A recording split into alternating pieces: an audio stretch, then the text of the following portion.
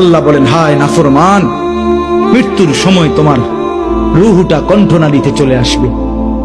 ওয়াকিলা মান রাক, আত্মীয় স্বজন বলবে, হায় তাকে এখন ঝাড় দিবে কে, ফুক দিবে কে?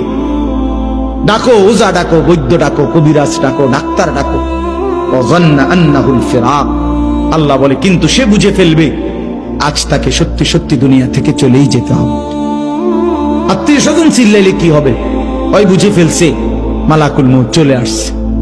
ওয়ালতাফাতিস সাকু বিসাক, আল্লাহ বলেন ভয়ে আর আতঙ্কে লোকটা দুইটা পাও, গোড়ালি, পায়ের গোছা, পায়ের গোড়ালি একটা একটার সাথে এইভাবে লাগায় রাখবে। এক সুতা নড়াচড়াও করবার মতো হিম্মত, সাহস, শক্তি তার দেহে আর থাকবে। ইলা রব্বিকা ইয়াউমা ইদিনিল মাসাক, এই অবস্থাতেই নাফরমান আমি আল্লাহর কাছে ফিরতে হবে।